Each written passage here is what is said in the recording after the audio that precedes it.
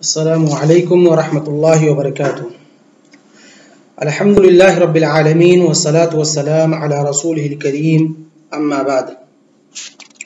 عزیز طلبہ، جیسا کہ ہم نے پچھلے درس کے اندر تذبیب اور تصحیح کو پڑھا کہ تذبیب کسے کہتے ہیں اور تصحیح کسے کہتے ہیں، تو تذبیب اس کا دوسرا نام کیا ہے؟ تمریز بھی ہے۔ تذبیب کا دوسرا نام کیا ہے؟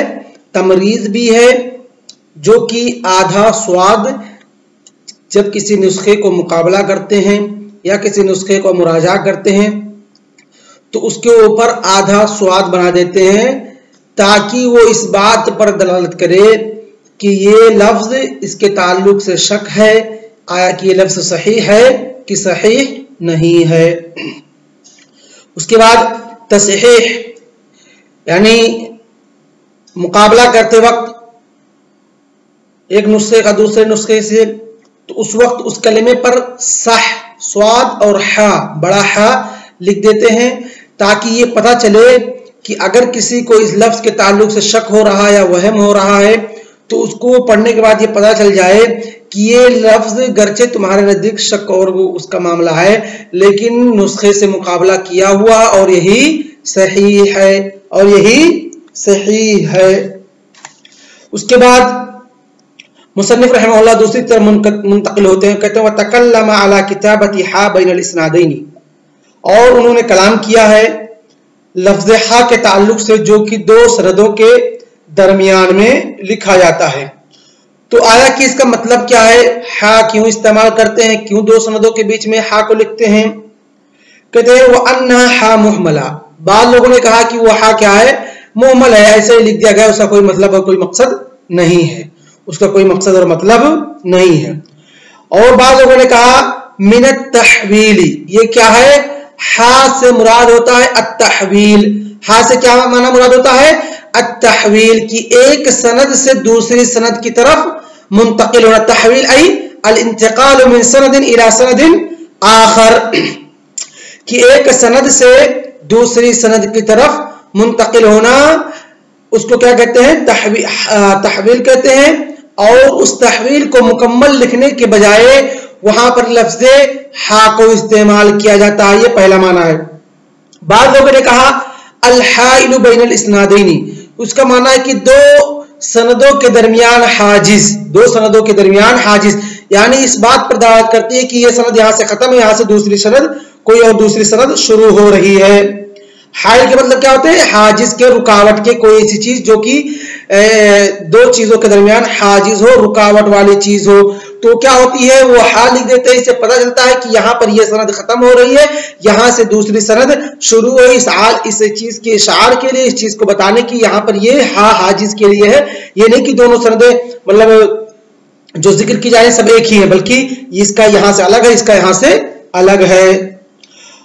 او عبارت عن قولہ الحدیث، اور بعض لوگوں نے اس سے مراد لیا ہے کہ حدیث، یہاں پر یعنی یہاں سے حدیث آخر، دوسری حدیث شروع ہو رہی ہے۔ تو کل ملا کر کتنے معنی کو ذکر کیا ہے؟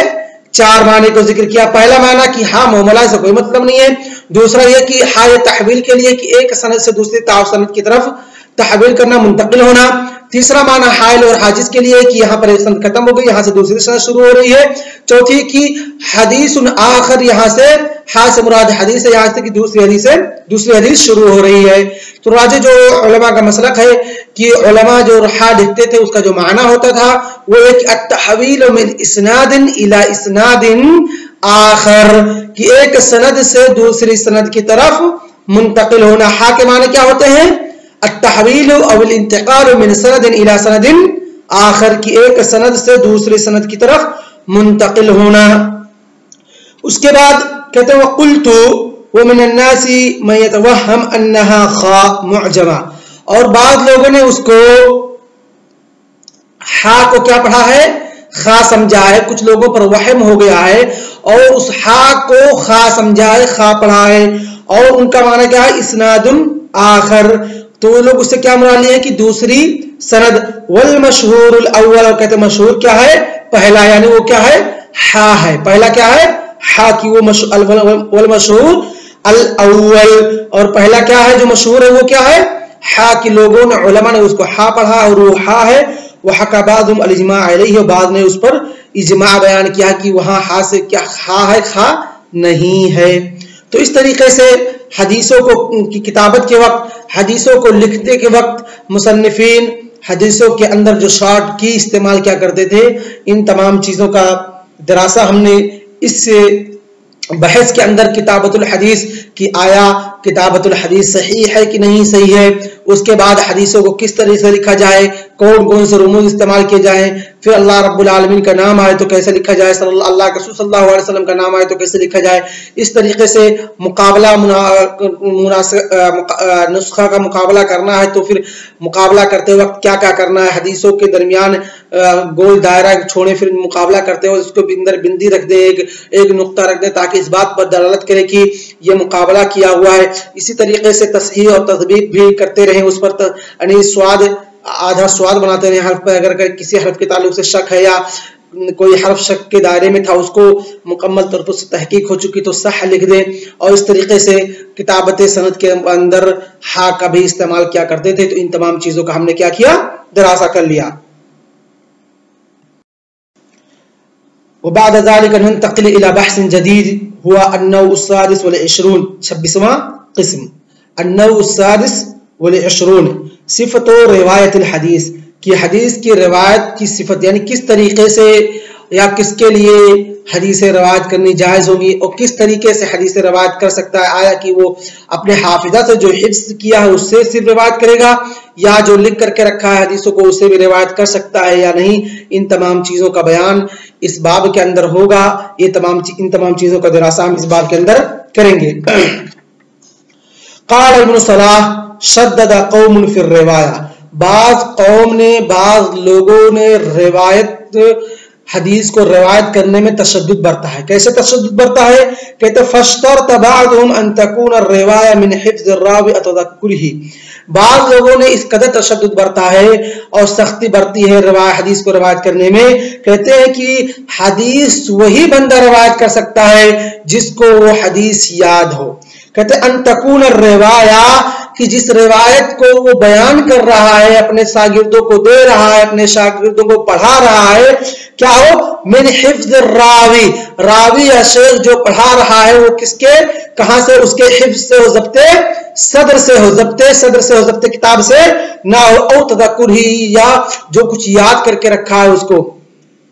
यानी इन लोगों के यहाँ उसी वक्त आदमी हदीस का दर्श दे सकता है, हदीस पढ़ा सकता है, जब उसको मुकम्मल तौर पर सारी हदीसें वो या जो हदीसें वो पढ़ा रहा है वो हदीसें उसको याद होंगी, उसके ज़ब्त में होंगी, ज़ब्ते सदर में होंगी, ज़ब्ते सदर में होंगी। वह हकाहु अन मालिक, और ये किसका कौल है, ये इमाम मालिक, अबू हनीफा और अबू बकर अस्सैदलानी, अल-मरवज़ी, अश-शाफ़ई, यानी इन अइम्मा का कौल है कि ये लोग क्या है, हदीसों को रिवायत करने में तशद्दुद बरतते थे। कहते थे उसी वक्त हदीस रिवायत करनी सही है या उसी वक्त हदीसें कबूल की जाएंगी या सही मानी जाएंगी। इज़ा कान हाज़िहि रिवाया मिन हिफ्ज़ रावी और मिन तदक्कुरिही, इज़ा यज़कुर और युहद्दिसु शेख अब रावी अर्रिवाया और हदीस फमादा यकूनु मिन हिफ्ज़िही और मिन ज़ब्ति सदरी ला यकूनु मिन अल-किताबी और मिन गैरि अल-हिफ्ज़ फहाज़ा ला युक़बल इंद हाउलाइ अल-अइम्मा।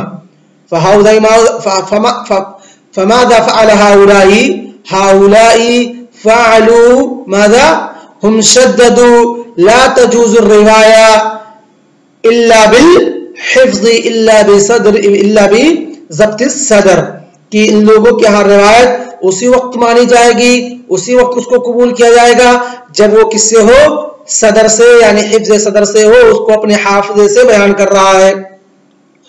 कहते वक्त आखरून, और जो दूसरे उलमा हैं, दूसरे लोग हैं, दूसरे मुहद्दिसीन इकराम हैं, जो जमहूर है, जमहूर का जो मसलक है, कहते हैं वो हुमुल जमहूर। आखरून क्या है, यानी ये लोगों के इसके अलावा जिस पर जमहूर अक्सरियत जिस पर है वो लोग कौन है, बिसुबूत समाइर रावी लिज़ालिका अल्लज़ी युस्मा अलैहि, बिसुबूत समाइर रावी, वो लोग बस सिर्फ और सिर्फ इस चीज की शर्त लगा रहे हैं कि जो चीज उस पर सुनी जा रही है, यानी जो चीज वो बयान कर रहा है अपने शागिर्दों को और उसके शागिर्द उसको सुन रहे हैं, क्या हो, बिसुबूत समाइर रावी, जो चीजें वो बयान कर रहा है या उस पर सुनी जा रही है, उसके शागिर्द उससे सुन रहे हैं, वो क्या हो, रावी के समा में से हो, वो अपने शेख से सुना हो, क्या हो, अपने शेख से सुना हो। यानी कि सिर्फ और सिर्फ समा और लुकिया की शर्त लगा रहे हैं, ये नहीं कि लुकिया के साथ समा के साथ उसको याद भी हो, हिफ्ज़ सदर हो तभी बयान करेगा, नहीं। अगर उसने अपने शेख से सुना हुआ है, अगर उसको जब्त करके रखा है किताब के अंदर, दफ्तर के अंदर, कॉपी के अंदर, नुस्खे और अज्जा और मुसन्नफ के अंदर, तो अगर उसको सुन करके रखा अपने शेख से और उसको याद नहीं है और उसको लिख करके रखा है, तो उसके लिए जायज है कि वो हदीस बयान कर सकता है, उसके शागिर्द उस पर हदीसों को सुन सकते हैं और उसको हदीसें उससे ले सकते हैं। तो इबारत समझ में आएगी नहीं मशाइख? थोड़ा गुमूज है इबारत में, देखिए कहते हैं बिसुबूत समाइर रावी, कहते हैं बिसुबूत समाइर रावी, रावी के समा का सुबूत, यानी अगर ये बात साबित हो जाए कि रावी जो मुहद्दिस हो, जो बयान करने वाला है, वो इन हदीसों को सुना हुआ है, लिदालिक अल्लज़ी युस्मा अलैहि, वो तमाम चीजें जो उस पर सुनी जा रही है, उस रावी पर, यानी जो चीजें वो बयान कर रहा है दूसरे लोग उससे सुन रहे हैं। कहते वो इनका बिन खत गैरिही, गरचे वो रिवायतें उसने सुनी हुई हैं, लेकिन अगरचे अपने हाथ से ना लिखा हो, किसी दूसरे ने उसको लिख कर दे दिया हो, या उसके किसी दूसरे साथी ने उसको लिख कर दे दिया हो, या उसके शेख ने अपने हाथ से उसको नुस्खा बना करके दे दिया हो और कहा है कि हदीस तुमने मुझसे सुननी है और ये मेरा नुस्खा है, मैं तुमको अपने हाथ से लिख करके दे रहा हूं और तुम जाकर के इससे रिवायत कर सकते हो, तब भी जायज है। कहते वो इनका बिन खत गैरिही, गरचे वो जो लिखी हुई चीज है उसके खत, उसके हैंड राइटिंग में नहीं है, बल्कि किसी दूसरे ने लिखा हुआ है, लेकिन उसका समा अपने शेख से साबित है, उसने अपने शेख से इन हदीसों को सुना है, तो उसके लिए क्या है, वो उन हदीसों को रिवायत कर सकता है, उसके लिए जायज है कि उन हदीसों को बयान कर सकता है और शागिर्द उसके उससे सुन सकते हैं।